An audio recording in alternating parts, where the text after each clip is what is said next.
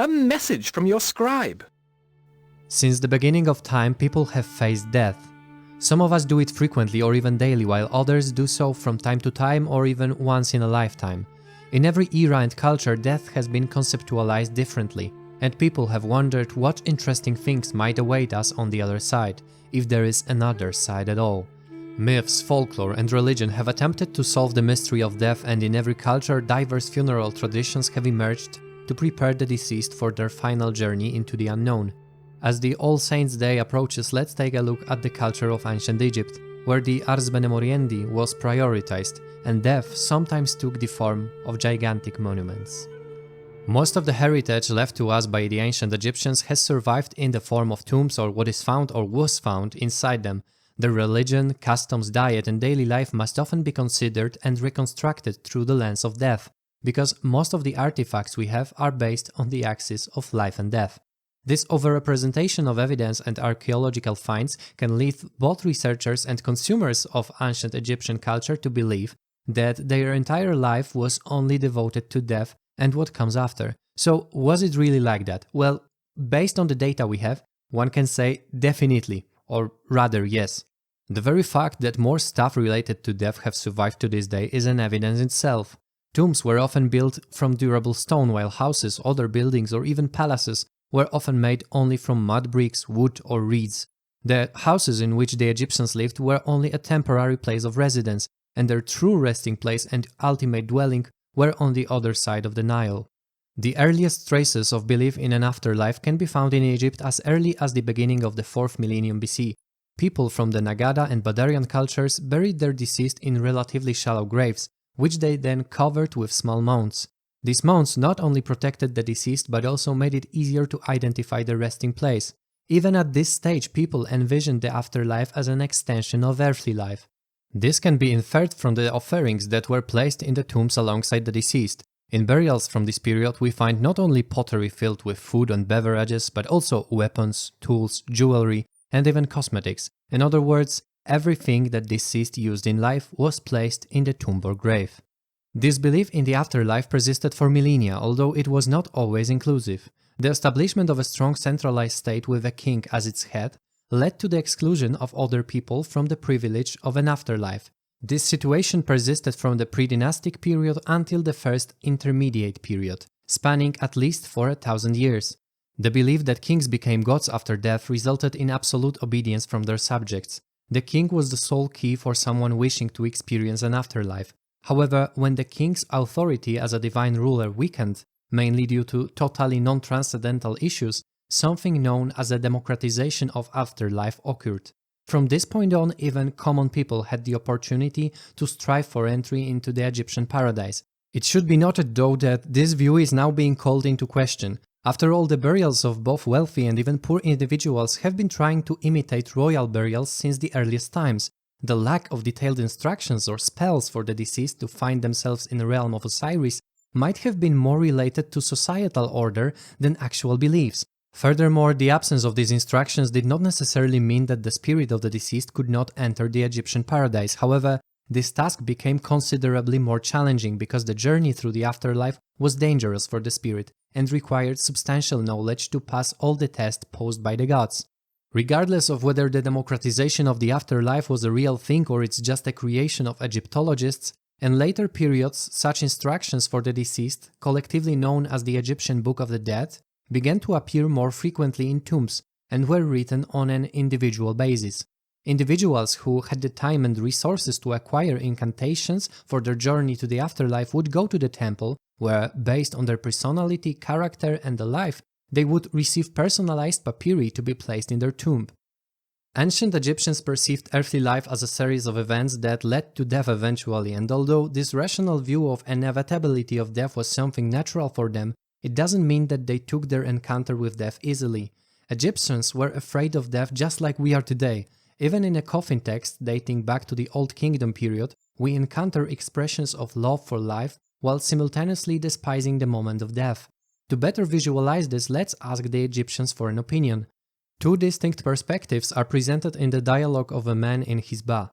The ba emphasizes the pain accompanying death and the sense of alienation that the spirit of the deceased feels in a cold tomb, where neither light nor warmth reaches.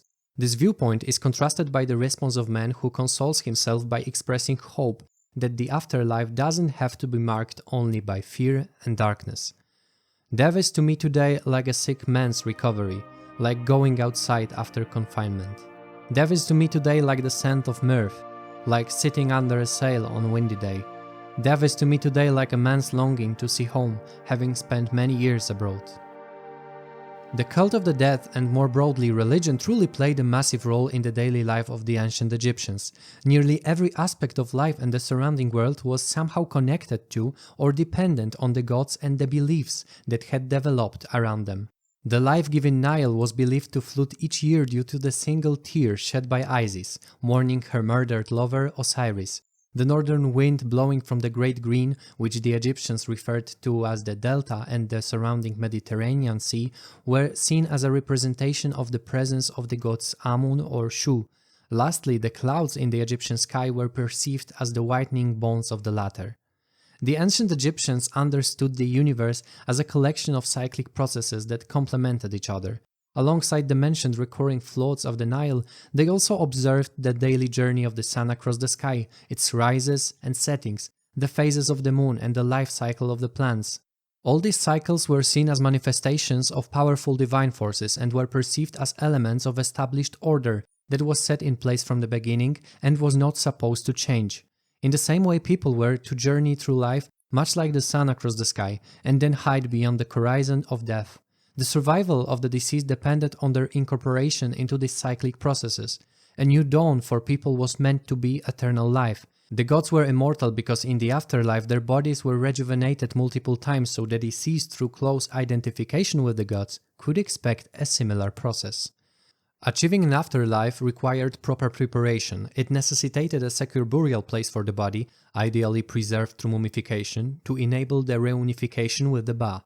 The Ba is something that we could simplify as a soul, although the Egyptians themselves wouldn't call it this way.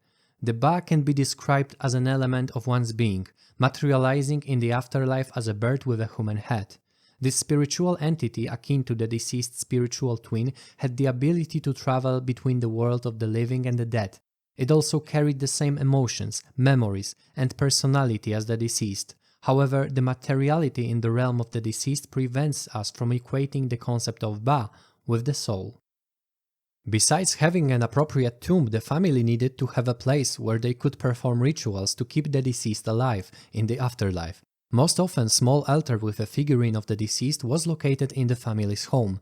The figurine itself was usually made of wood or ceramics and served as a memorial to the deceased for generations. Moreover, since the depictions of these figurines didn't always match the actual appearance of the deceased, as the memory of the older ancestors faded, their identity was taken over by the next deceased person. From that moment on, the figurine became a tangible link between successive ancestors who had crossed the western bank of the Nile. It was in this corner of the home that family made offerings of food to the deceased and said their prayers. So, alongside the typical Egyptian household deities like Bes, the worship of ancestors was equally important. By the way, the living honored their ancestors not only out of respect or nostalgia, but there was also a deeper need beneath this sentiment. The deceased, if they had passed the divine trials and ultimately found themselves in the realm of Osiris, would gain a portion of divine powers, so it was quite reasonable to have a benevolent spirit on their side. After all, a spirit could intervene in matters important to their descendants, whether it was a neighborhood conflict, the family financial troubles, or even assistance in their own journey into the afterlife, which awaits every Egyptian sooner or later. Such requests for the ancestral intervention were most often articulated during the beautiful festival of the Valley, which we can compare to our All Saints' Day. One of the key points of this festival was the processions of people heading in large numbers to nearby cemeteries, where their loved ones rested. People carrying figurines representing the deceased would sit nearby or inside the tomb and eat the meal they had brought with them. They would write requests to their ancestors at the bottom of ceramic bowls filled with food, so the spirit feasting alongside with their family had to help showing gratitude for the food that was offered. These messages are named as the letters to the dead. One of the most renowned letters is addressed to the mother of a man named Shepsi. Shepsi asked his mother for intervention. He reminds her that he has been good to her, but also hints that if she remains passive, he may no longer bring offerings of food or even water. Deceased mother must assist her son with the spirit of another person, Sobek-Hotep. Shepsi appears to deeply believe that for some reason this man from beyond the grave is seeking revenge on him, even though Shepsi has done nothing wrong and has treated him with respect, even assisting in his burial. Shepsi speaks to his mother, Linek Henmut. This is a reminder of the time that you said to this your son, bring me quails for me to eat, and when this your son brought to you 7 quails for you to eat. Am I to be injured in your presence so that the children are badly discontent with this your son? Who then will pour out water for you? If only you would judge between me and Sobek-Hotep. I brought him from another town and placed him in his town, among his male and female dead, and gave him burial cloth. Why then is he acting against this your son, when I have said and done nothing evilly? Evil doing is painful for the gods. In order to help their descendants, the deceased had to first make their way through the afterlife to reach the realm of Osiris. All these needs were fulfilled through a proper burial. In addition to earlier mentioned things, the deceased also needed access to special knowledge provided by amulets or spells placed in a tomb. It was thanks to these items they could safely journey through the afterlife and attain a semi-divine state of being. This state of existence that the deceased aimed for in the afterlife was called Akh. Akh was also used to describe gods like Isis, Horus, and Osiris.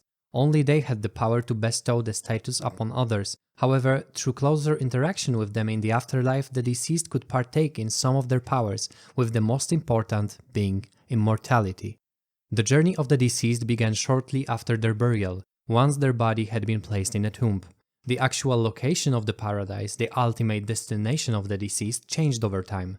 In the Old Kingdom period, when the paradise was believed to be reserved only for the kings, it was located in the skies. The concept of the world of the dead evolved multiple times, and in the Middle Kingdom period, heaven was complemented by the underground realm of Osiris.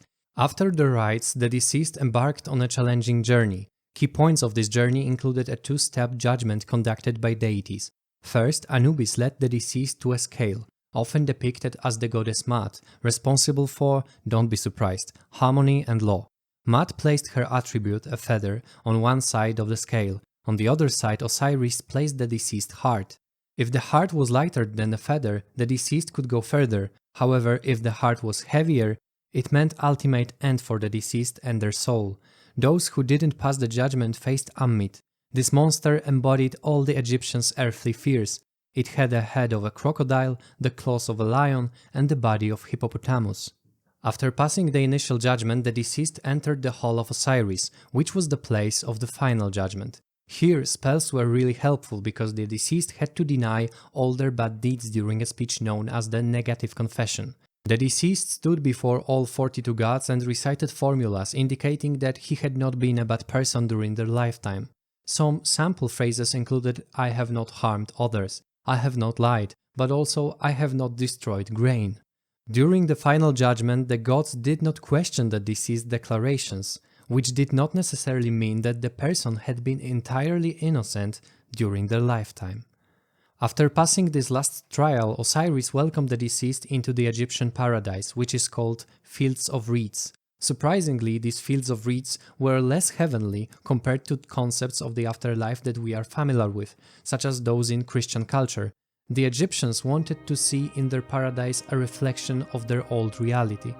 The deceased lived in their own house, which was an exact replica of their dwelling in the world of the living, including the animals that had belonged to him. Funerary texts do not mention any particular entertainments that the deceased enjoyed in the paradise. They led a simple life, similar to that on earth, with the only difference being that it was entirely free from any fears. Animals did not die, hunger and disease were unheard of. The fields of reeds were an agricultural land, and every deceased person went out to the fields daily to cultivate the land just as they did during their lifetime. However, they did not tire themselves, didn't get dirty, and their tools never broke. This is quite a down-to-earth perspective on what we call paradise. The love for the simplicity of life, to the extent of elevating it to a state of eternal happiness, is something I really wish for you and myself. If you enjoyed the video, please consider leaving a like and subscribing to the channel. Thanks.